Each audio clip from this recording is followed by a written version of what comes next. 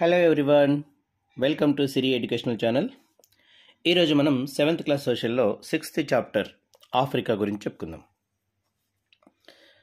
Africa భారతదేశానికి పశ్చిమ భాగాన కలదు. బంగారు, వజ్రాల అతిపెద్ద గనులు గల ఖండం ఈ ఆఫ్రికా ఖండం. ఓకే, మిగతా అన్ని ఖండాల కంటే ఎక్కువగా బంగారు గనులు, వజ్రాల గనులు ఈ ఖండంలోనే ఉంటాయి. మానవ సంతతికి పుట్టిల్లుగా చెప్పబడుతుంది ఈ ఆఫ్రికా ఖండం. కైరో నగరం నైలు నది ఒడ్డున కలదు. ఖండమంతా బాగా విస్తారమైన పీఠభూమి విస్తరించి ఉంది. ఈ పీఠభూమి పైన అనేక పర్వత శ్రేణులు ఉన్నాయి. ఆఫ్రికాలోనే అత్యంత ఎత్తైన పర్వత శిఖరం టాంజానియాలోని కిలిమంజారో పర్వతం. ఓకే, ఈ కిలిమంజారో పర్వతము అత్యంత ఎత్తైన పర్వత శిఖరం అన్నమాట. ఇది ఆఫ్రికాలో ఉన్నటువంటి టాంజానియాలో ఉంది. ఉత్తర ప్రాంతంలో ఎలాంటి నదులు మనకు కనబడవు. ఈ ప్రాంతం పేరే సహారా ఎడారి. ఇక్కడ వర్షపాతం చాలా తక్కువ. నైలు నది మాత్రం ఈ సహారా ఎడారి గుండా ప్రవహిస్తుంది. ఓకే, నెక్స్ట్, ఆఫ్రికాలోని సరస్సులన్నింటికంటే విక్టోరియా సరస్సు పెద్దది. ఆఫ్రికాలోనే ఉంది ఈ విక్టోరియా సరస్సు. ఓకే, ప్రపంచంలోని పరిశుభ్రమైన నీరు లభించే పెద్ద సరస్సుల్లో ఇది ఒకటన్నమాట. ఇది విక్టోరియా సరస్సు. ప్రపంచంలోని పరిశుభ్రమైన నీరు లభించే అతిపెద్ద సరస్సుల్లో ఒకటి ఈ విక్టోరియా సరస్సు. ఇది ఆఫ్రికా ఖండంలోనే ఉంది. నైలు నది ఈ సరస్సు నుంచే పుడుతుంది.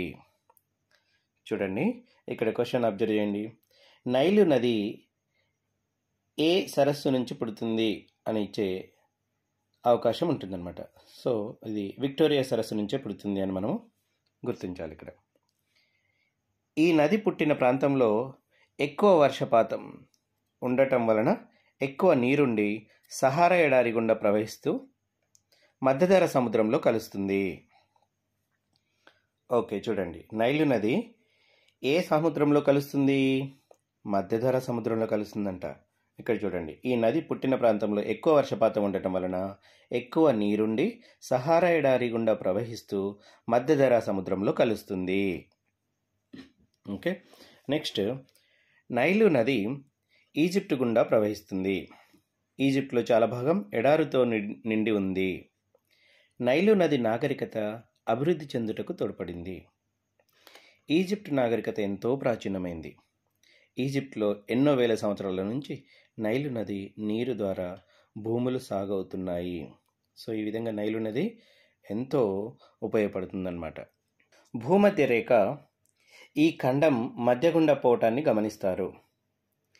ఈ విధంగా ఆఫ్రికా ఉత్తర దక్షిణ భాగాలుగా వేరుపడి ఉంది.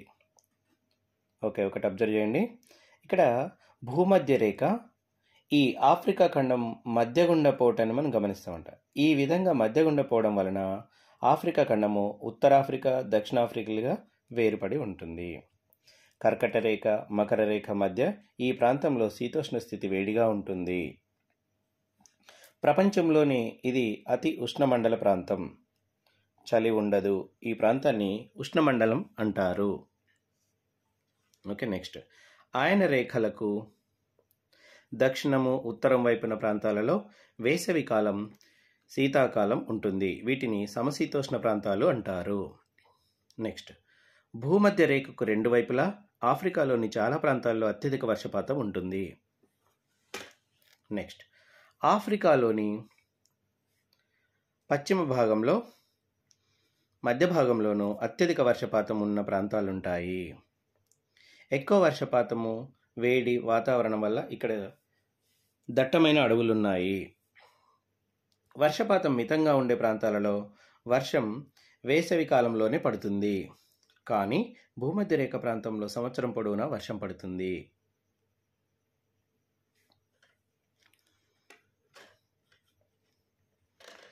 ఓకే, నెక్స్ట్ మన దేశంలో లాగే ఆఫ్రికాలో మధ్యస్థంగా వర్షం పడే ప్రాంతాలలో పొడి, తేమ వాతావరణం ఉంది. ఈ ప్రాంతాలలో ఈ రకమైన వర్షపాతం వల్ల పొడవైన గడ్డి పెరుగుతుంది. ఏనుగు కూడా కనిపించనంత ఎత్తులో దట్టంగా ఈ గడ్డి ఉంటుంది. వీటినే సవన్నా గడ్డి భూములు అంటాం. ఆఫ్రికాలోని ఎక్కువ భూభాగం అతి తక్కువ వర్షపాతాన్ని కలిగి ఉండి లేదా సంవత్సరాల నుండి వర్షపాతం లేకుండా తీవ్ర శుష్క ప్రాంతంగా పొడిగా ఉంది. నెక్స్ట్, ఆఫ్రికాలోని ఉత్తర భూభాగంలోని సగభాగము శుష్క ప్రాంతం. ఈ ప్రాంతాన్ని సహారా ఎడారిగా పిలుస్తాం. దక్షిణ భాగంలో ఉష్ణమండల ప్రాంతం ఉంది. దీన్ని కలహరి ఎడారిగా పిలుస్తాం. చూడండి, సహారా ఎడారి, కలహరి ఎడారి, 2 ఎడారులు ఉన్నాయి. 500 సంవత్సరాల కిందట యూరోపియన్ల సముద్ర మార్గం గుండా భారతదేశాన్ని చేరుకోవడానికి ఆఫ్రికా చుట్టూ తిరిగి వచ్చేవారు. అట్లాంటిక్ మహాసముద్రం దాటుతూ వారు సెయింట్ మదిరా, అజోర్స్ ద్వీపాలలో ఆగేవారు. ఈ ద్వీపాల నుండి దక్షిణం వైపు ప్రయాణించుటకు వారు భయపడ్డారు. అక్కడ చాలా వేడిగా ఉంటుందని, సముద్రం కూడా వేడి నీటితో మసులుతూ ఉంటుందని భావించారు. నెక్స్ట్, 1498లో పోర్చుగీస్ నావికుడు వాస్కోడిగామా ఆఫ్రికా దక్షిణ అగ్రం వెళ్ళి అక్కడి నుంచి భారతదేశం చేరుకున్నాడు. ఓకే, ఏ ఇయర్లో? 1498లో. నెక్స్ట్, సముద్రంలోకి చొచ్చుకు వచ్చిన భూభాగాలను అఖాతం అంటారు. యూరోపియన్లు మొదట ఆఫ్రికా లోపలికి వెళ్ళటానికి ప్రయత్నించినప్పుడు ఎన్నో ఆఫ్రికా తెగలవారు వారితో యుద్ధం చేశారు. నెక్స్ట్, 16వ శతాబ్దంలో యూరోపియన్లు అమెరికాకు వలస వెళ్ళారు. నెక్స్ట్, యూరోపియన్ల భూములలో పనిచేయటకు ఆఫ్రికా నుంచి బానిసల వర్తకం ప్రారంభమైంది. ఓకే, నెక్స్ట్, కోస్తా తీర ప్రాంతంలోని గినియాలోనూ ఆఫ్రికా తూర్పు తీర ప్రాంతంలోనూ ఉన్న వారిని పట్టుకొని వారిని బానిసలుగా చేసుకున్నారు. వీరిని యూరోపియన్లకు అమ్మేవారు. సో ఆఫ్రికాలో ఎక్కువగా బానిసలు ఉన్నారు అని చెప్పేసి అనుకున్నాం కదా, అట్లా. నెక్స్ట్, ఇందుకు ప్రతిఫలంగా ఆఫ్రికాలోని కొన్ని తెగల పెద్దలు యూరోపియన్ల నుంచి తుపాకులు, ఇనుప ఆయుధాలు, మద్యం, దుస్తులను పొందేవారు. చూసారా, ఆఫ్రికాలో ఉన్న కొన్ని తెగల వాళ్ళు ఇట్లా వీళ్ళ దగ్గర ఉన్న కొంతమందిని యూరోపియన్లకు బానిసలుగా పంపించి వాళ్ళ నుంచి తుపాకులు, ఇనుప ఆయుధాలు, మద్యం, దుస్తులను పొందేవారనమాట. నెక్స్ట్, 16, 17వ శతాబ్దంలో ఈ రకమైన బానిసల వర్తకాన్ని ఎన్నో కంపెనీలు నిర్వహించాయి. 19వ శతాబ్దంలో ఈ వర్తకం ముగిసింది. 1860లో అమెరికాలో ఈ బానిసలందరినీ స్వేచ్ఛాయుత పౌరులుగా ప్రకటించారు. 1860లో. నెక్స్ట్, పోర్చుగీసు, డచ్, ఆంగ్లేయులు, ఫ్రెంచ్, జర్మనులు ఆఫ్రికా ఖండంలోని లోపలి భూభాగంలోకి ప్రవేశించి అక్కడి ప్రాంతాలను వలస ప్రాంతాలుగా చేసుకున్నారు. నెక్స్ట్, యూరోపియన్లు ఆఫ్రికాలోని పశ్చిమ ప్రాంతంలో నైజర్ లోయ నుండి దక్షిణం వైపు కేప్ టౌన్ వరకు వెళ్ళి జాంబేజీ నది పరివాహక ప్రాంతాన్ని ఆవిష్కరించారు. జాంబేజీ నది. ఓకే, నెక్స్ట్, యూరోపియన్లు ఆఫ్రికా కలప, ఖనిజ సంపదను పెద్ద ఎత్తున యూరప్కు ఎగుమతి చేశారు. ఆఫ్రికా ఖండం దక్షిణ ప్రాంతంలోని బంగారం గనులు, వజ్రాల గనులు నేటికి యూరోపియన్ కంపెనీల ఆధీనంలోనే ఉన్నాయి. నెక్స్ట్, జాంబియా, జింబాబ్వేలలో విలువ కట్టలేని రాగి గనులున్నాయి. రాగి గనులు ఎక్కువగా ఎక్కడున్నాయంటే జాంబియా, జింబాబ్వేలలో విలువ కట్టలేని రాగి గనులు ఉన్నాయంట. ఈ ఖనిజం వారికి ఎంతో ముఖ్యమైన ఎగుమతి. టీ, కాఫీ, రబ్బరు, పొగాకు మొదలైన తోటల పెంపకం చేపట్టి వాటిని యూరప్కి ఎగుమతి చేసేవారు. నెక్స్ట్, దక్షిణ నైజీరియాలో పండే కోకోతో చాక్లెట్లు తయారు చేస్తారు. ఇక్కడ కోకో మాత్రమే కాకుండా రబ్బరు తోటలున్నాయి. ఫామ్ ఆయిల్ చెట్లు కూడా ఎక్కువగా పెంచుతారు. వీటి గింజల నుండి నూనె తీస్తారు. నైజీరియా నుండి కోకో, రబ్బరు, ఫామ్ ఆయిల్ ఎగుమతి చేసి విదేశీ మారక ద్రవ్యాన్ని పొందుతున్నారు. డిమాండ్ పెరగటంతో పాటు ఆయిల్ చెట్లను అటవీ ప్రాంతాలలో ఉత్పత్తి పెరిగింది.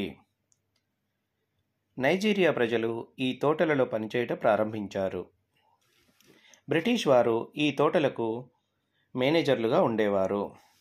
ఇలా నైజీరియాలో ఫామ్ ఆయిల్ చెట్లు, కోకో, రబ్బరు వంటి వాణిజ్య వ్యాపారం మొదలైంది. తోటలు గల ప్రాంతాల్లో అనేకమైన ప్రాసెసింగ్ పరిశ్రమలు ఏర్పాటు చేశారు. వీటిలో కోకో పండ్ల నుంచి గింజలు తీయడము, వీటిని ఎండబెట్టడం, ఫామ్ చెట్ల పండ్ల నుంచి నూనెను తీయడము, చెట్ల నుండి రబ్బరు తీయడము మొదలైనవి. అంటే ఇక్కడ పరిశ్రమలు కూడా పెరుగుతూ వచ్చాయన్నమాట. వీటి నుండి లాభాలు ఎక్కువగా బ్రిటిష్ వారు పొందారు. భారతదేశంలో బ్రిటిష్ వారి కాలంలో వ్యాపారం కోసమే టీ, కాఫీ తోటలు ప్రారంభమైనాయి. 1960 వరకు నైజీరియా బ్రిటిష్ వారి ఆధీనంలో ఉండి స్వాతంత్రం పొందింది.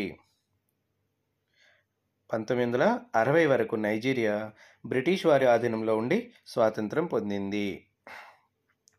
నైజీరియా ఏ సంవత్సరంలో స్వాతంత్రం పొందింది అని అడిగే ఛాన్స్ ఉంటుంది ఇక్కడ. 1960. బొగ్గు, రాగి, తగరము మొదలైన ఖనిజాలు ఆఫ్రికా ఖండంలో విరివిగా లభిస్తాయి. బంగారం, వజ్రాలు వంటి విలువైన ఖనిజాలకు బహుళ ప్రపంచంలోని ఈ ఖండం అత్యధిక ఉత్పత్తిదారు. చూసారా, బంగారం, వజ్రాలు, గనులు ఎక్కువగా ఆఫ్రికా ఖండంలోనే ఉంటాయన్నమాట. Okay, next. ప్రజలను బానిసలుగా పనిచేయించుకొని ఖనిజ సంపదను దోచుకోవడమే ఐరోపా వాసుల ముఖ్య ఉద్దేశం.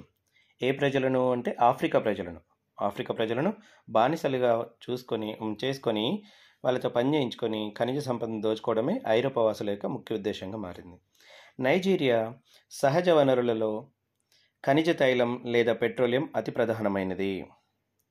ఇది దేశంలోని చమురు శుద్ధి కర్మాగారాలపై డచ్ కంపెనీలు ఆధిపత్యం కలిగి ఉన్నాయి. 1958 నుండి నైజీరియా ఖనిజ తైలాన్ని ఎగుమతి చేస్తూనే ఉంది. చమురు శుద్ధి కర్మాగారాలు హార్కోర్ట్లోనూ వారి పోర్ట్లోనూ నెలకొల్పారు. నేటికి ఈ పరిశ్రమ దాదాపు విదేశీ కంపెనీల చేతిలో ఉంది. నైజీరియా ప్రభుత్వానికి ఉన్న వాటా చాలా తక్కువ. చూసారా, అసలు దొరికే దగ్గరనే వీళ్ళకే ఆ లాభాలు దక్కడం లేదు. ఓకే, ఇంతటితో ఈ ఆఫ్రికా ఖండం చాప్టర్ కంప్లీట్ అయిపోయింది మనకి. If you like the video, don't forget to like, share and subscribe to our channel. And don't forget to comment your suggestions and opinions. Thanks for watching and subscribe for more videos.